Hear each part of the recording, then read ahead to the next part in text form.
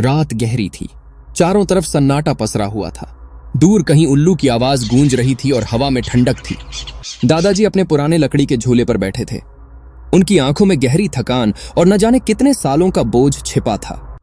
पोता उनके पास आया और धीरे से बोला, पोता, दादाजी आप अक्सर रात में चौंक कर क्यों उठ जाते हैं?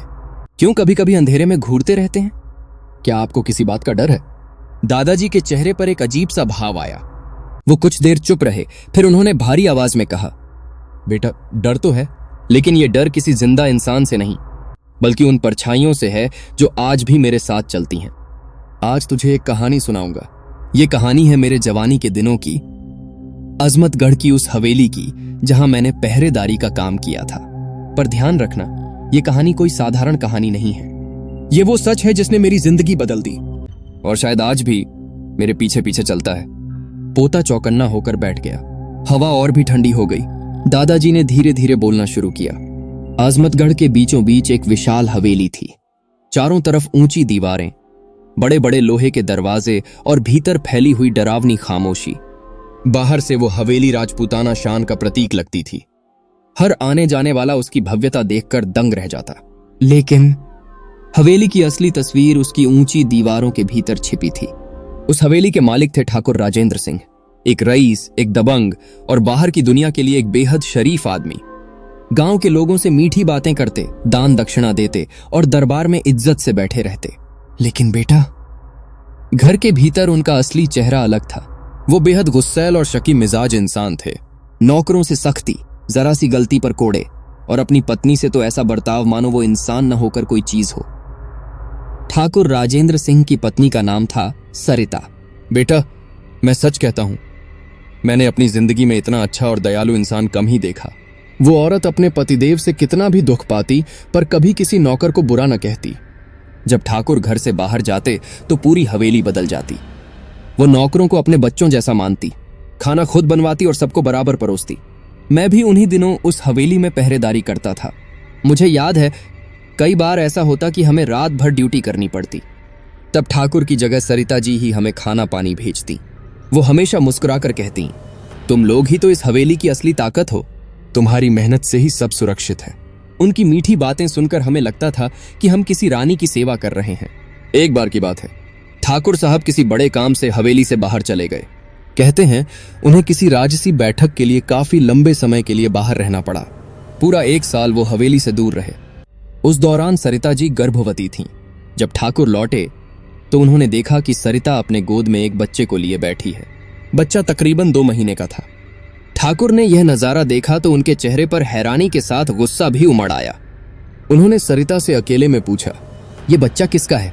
सरिता शांत स्वर में बोली, आपका ही है। जब आप गए थे तब मैं गर्भवती थी। आपको 1 साल लग गया लौटने में। इस बीच बेटा पैदा हो गया। अब वो 2 महीने का हो चुका है। लेकिन बेटा, ठाकुर ने उस पर विश्वास नहीं किया। वो शक्री इंसान थे। उनके मन में तुरंत यह बात बैठ गई कि यह बच्चा किसी और का है। उस दिन से उनका बर्ताव और भी क्रूर हो गया। वो हर वक्त सरिता को अपमानित करने लगे। उनके दिल में बस यही सवाल गूंजता, 1 साल मैं बाहर रहा तो यह बच्चा कहां से आया? धीरे धीरे हवेली का माहौल बदलने लगा। ठाकुर ने सरिता से दूरी बना ली। उनके साथ दुर्व्यवहार बढ़ता गया। वो हर रोज नौकरों के सामने उनका अपमान करते। और फिर उन्होंने दूसरी शादी कर ली। उनकी नई पत्नी का नाम था शीला। शीला चालाक और महत्वाकांक्षी औरत थी। वो ठाकुर को पूरी तरह अपने वश में कर लेती।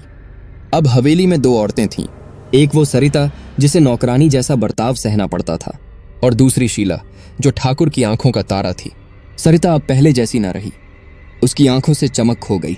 उसके चेहरे पर हमेशा आंसुओं के निशान रहते।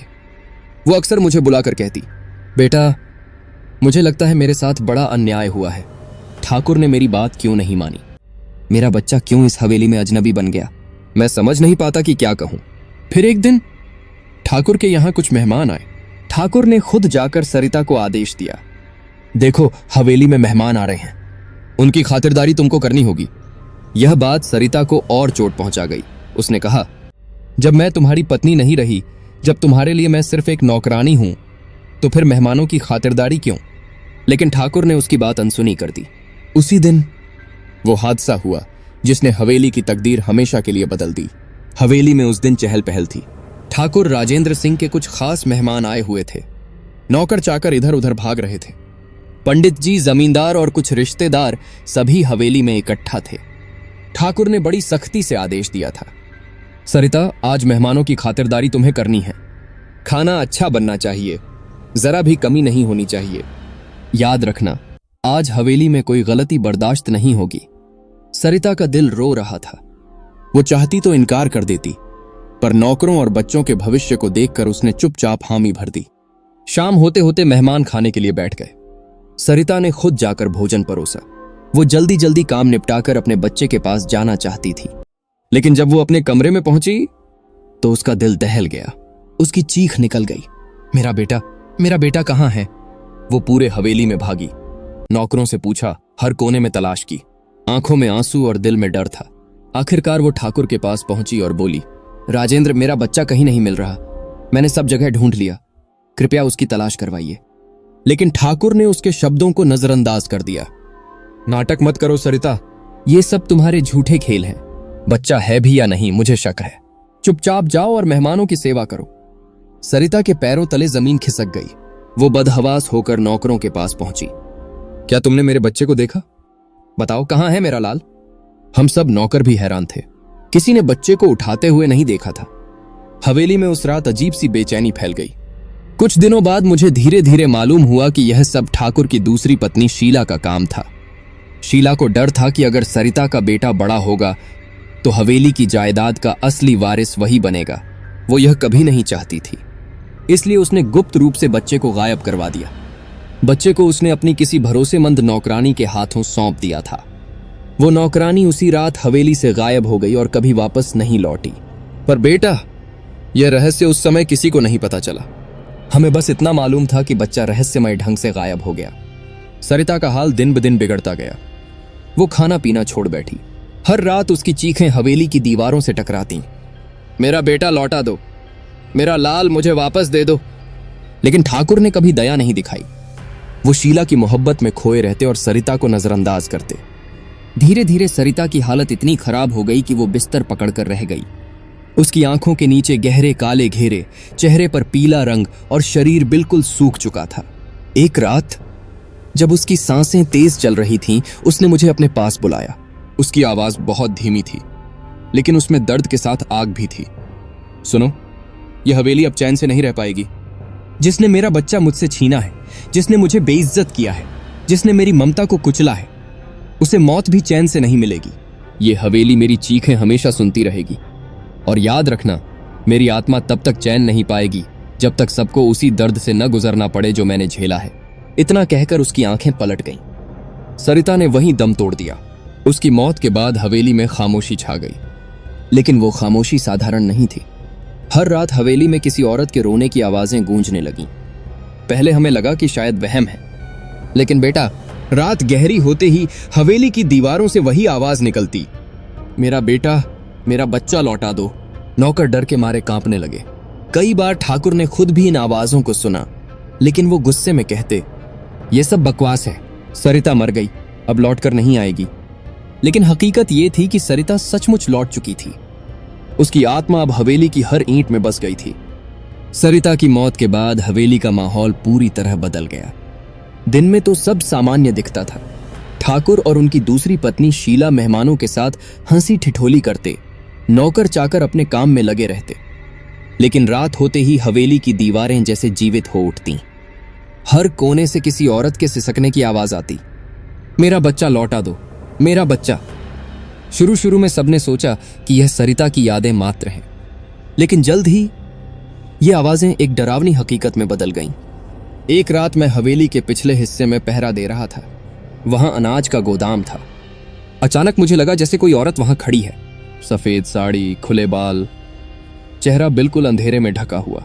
मैं घबरा गया। धीरे धीरे वह परछाई गोदाम की ओर बढ़ी और दरवाजा अपने आप खुल गया। मैंने अपनी आंखों से देखा, अंदर खड़ा नौकर रामदीन जमीन पर कांप रहा था। वो चिल्ला रहा था, माफ कर दो।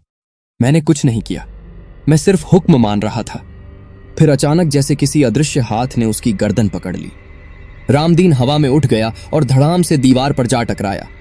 उसकी हड्डियों की चरमराहट की आवाज मेरे कानों में गूंज गई। कुछ ही पलों में उसका शरीर बिल्कुल निष्प्राण हो गया। उसकी आंखें पूरी तरह बाहर निकली हुई थीं, मानो उसने मरने से पहले कोई भयानक चेहरा देखा हो। मैं डर के मारे वहीं खड़ा रह गया।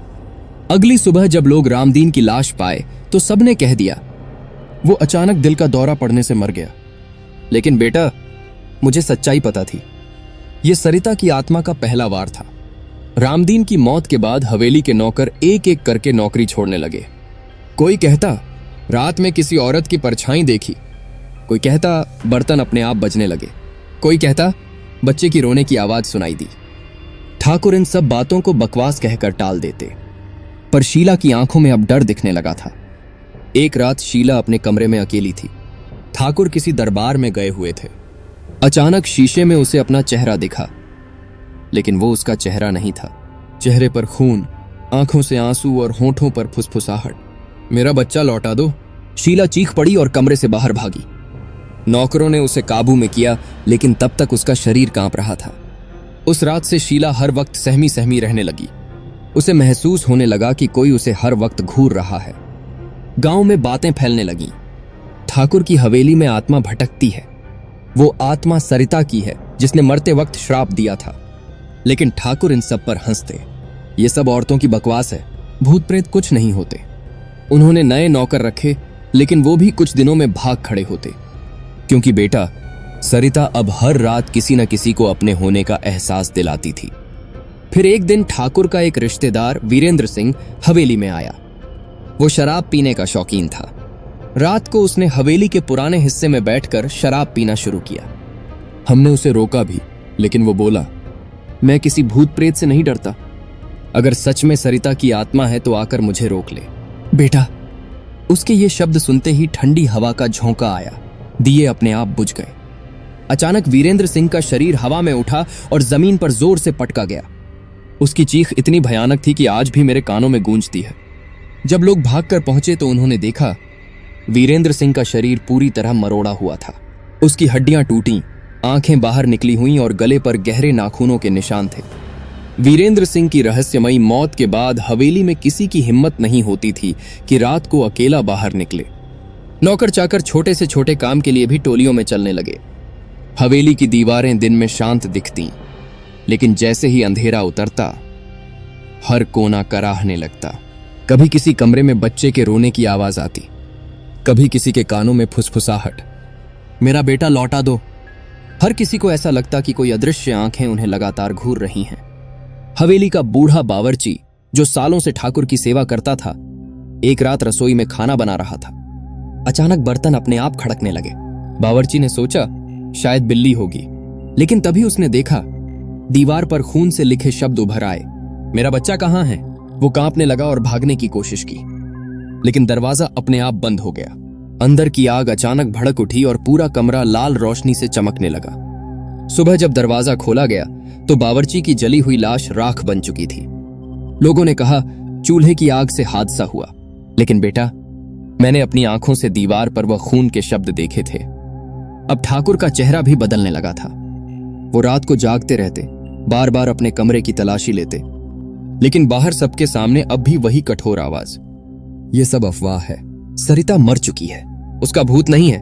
पर उनके भीतर डर की जड़ें गहरी उतर चुकी थीं। शीला अब और भी डरपोक हो गई थी। हर रात उसे सरिता का चेहरा दिखता, कभी शीशे में, कभी खिड़की पर, कभी अपने बिस्तर पर। कई बार वो चीखते हुए ठाकुर के पास भागती और कहती, राजेंद्र, वो मुझे मार डालेगी, सरिता मुझे छोड़ने वाली नहीं है, मैंने उसका बच्चा। इतना कहते कहते वो चुप हो जाती। उसके चेहरे पर डर और अपराध दोनों साफ झलकते। एक रात हवेली के पिछले हिस्से से बच्चे के रोने की आवाज आई। गोपीनाथ बोला, ये सब बकवास है, मैं जाकर देखता हूं। वो हाथ में तलवार लेकर अंधेरे में गया। मैंने भी उसका पीछा किया, लेकिन पीछे ही रुका। अचानक उसकी चीख सुनाई दी। जब मैं पहुंचा तो देखा उसकी गर्दन पूरी तरह उल्टी घूम चुकी थी और चेहरा भय से विकृत हो चुका था। उसकी आंखों में वही दहशत थी, मानो उसने सरिता का भूत सामने से देखा हो। उसकी लाश वहीं जमीन पर पड़ी थी और दीवार पर फिर से खून से लिखा था, मेरा बच्चा लौटा दो। अब हवेली में मौतें रुक नहीं रही थीं। नौकर चाकर भाग चुके थे। गांव वाले हवेली से दूर रहने लगे थे। एक रात मैंने देखा शीला अपने कमरे में अकेली बैठी बड़बड़ा रही थी। उसकी आंखें डर से फटी हुई थीं। वो बार बार दोहरा रही थी, मैंने कुछ गलत नहीं किया, मैंने अपना भविष्य सुरक्षित किया। अगर सरिता का बच्चा रहता तो मेरा बच्चा वारिस कैसे बनता? मैंने सही किया, हाँ मैंने सही किया। बेटा, उस समय मेरे रोंगटे खड़े हो गए। अब मुझे पक्का यकीन हो गया कि बच्चे के गायब होने के पीछे शीला का हाथ है। उस रात शीला के कमरे में भयंकर तूफान मचा। खिड़कियां अपने आप खुल गईं, दिए बुझ गए और हवा में वही आवाज गूंजी, शीला, तूने मेरा बच्चा मुझसे छीना। अब तेरा कोई बच्चा रोशनी नहीं देखेगा। तेरा अंत वैसा ही होगा जैसा तूने मेरे साथ किया। शीला जमीन पर गिर पड़ी और कांपने लगी। उसकी चीखें पूरे हवेली में गूंज उठीं। मैंने अपनी आंखों से देखा, उसके पैरों को किसी अदृश्य ताकत ने घसीटना शुरू कर दिया। वो चीख रही थी, बचाओ ठाकुर, कोई मुझे बचाओ। लेकिन बेटा, उसे कोई नहीं बचा पाया। उस रात हवेली में भयानक सन्नाटा था। शीला अपने कमरे में बैठी कांप रही थी। उसके हाथों से बार बार पानी का गिलास गिर रहा था। वो बड़बड़ा रही थी, नहीं नहीं, मैंने कुछ गलत नहीं किया, मैंने सिर्फ अपने बच्चे का हक बचाया। सरिता, मुझे छोड़ दे। अचानक कमरे की दीवारें हिलने लगी, आसमान में बादल गरजे और कमरे के बीचों बीच सरिता का भूत प्रकट हुआ। सफेद साड़ी, खुले बाल, आंखों से खून की धार और गोद में एक अदृश्य बच्चा।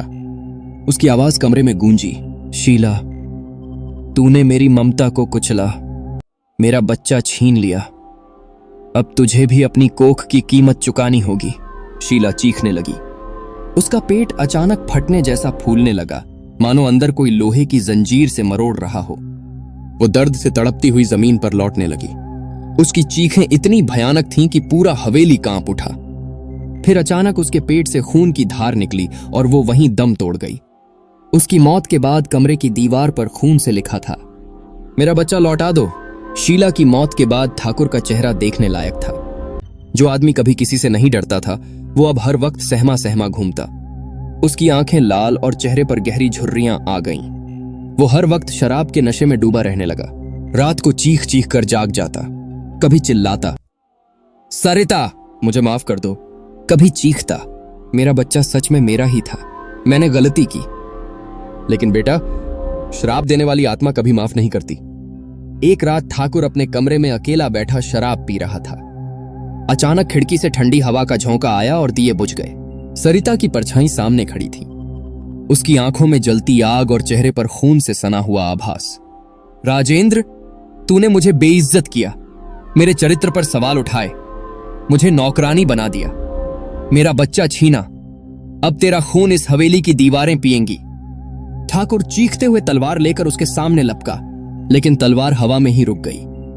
अदृश्य हाथों ने उसकी गर्दन पकड़ ली और हवा में उठा दिया। उसकी आंखें बाहर निकल आईं, उसकी चीखें पूरे हवेली में गूंजने लगीं। फिर अचानक उसका शरीर दीवार से इतनी जोर से टकराया कि हड्डियों का चूरा हो गया। उसकी लाश खून से लथपथ जमीन पर गिरी और सरिता की आत्मा की आवाज गूंजी, अब हवेली खाली हो जाएगी, अब यहां सिर्फ मेरी चीखें रहेंगी। ठाकुर की मौत के बाद हवेली पूरी तरह वीरान हो गई। कोई नौकर वहां काम करने की हिम्मत नहीं करता। गांव वालों ने हवेली को श्रापित जगह घोषित कर दिया। दिन में भी लोग उसके पास से गुजरने से डरते। रात को वहां से चीखें, रोने की आवाजें और कभी कभी बच्चे के रोने की करुण पुकार गूंजती रहती। धीरे धीरे हवेली की दीवारें टूटीं, खिड़कियां जर्जर हुईं और वो एक खंडहर बन गई। लेकिन बेटा, आज भी जो वहां गया वो लौटकर सही सलामत नहीं आया। पोते ने घबराकर पूछा, दादाजी, आपको ये सब कैसे पता चला? आप तो नौकर थे, आपने सब अपनी आंखों से देखा? दादाजी की आंखें भर आईं। उन्होंने धीमे स्वर में कहा, हां बेटा, मैंने सब अपनी आंखों से देखा, लेकिन एक सच और है। पोता चौकन्ना हो गया। कौन सा सच दादाजी? दादाजी कांपते हुए बोले, उस रात जब ठाकुर मरा, सरिता की आत्मा मेरे सामने आई थी। उसने कहा था, तूने मेरे दर्द को देखा है, इसीलिए तू अभी बचा रहेगा, लेकिन याद रख, जब तक मेरा बच्चा मुझे नहीं मिलेगा तब तक मेरी आत्मा चैन नहीं पाएगी। पोता डर के मारे सहम गया। दादाजी ने उसकी आंखों में देखते हुए कहा, बेटा, इसीलिए मैं आज भी रात को चौंक कर उठ जाता हूं, क्योंकि मुझे लगता है सरिता अब भी अपने बच्चे की तलाश में है और शायद एक दिन वो मेरे पास भी अपना हिसाब लेने आएगी।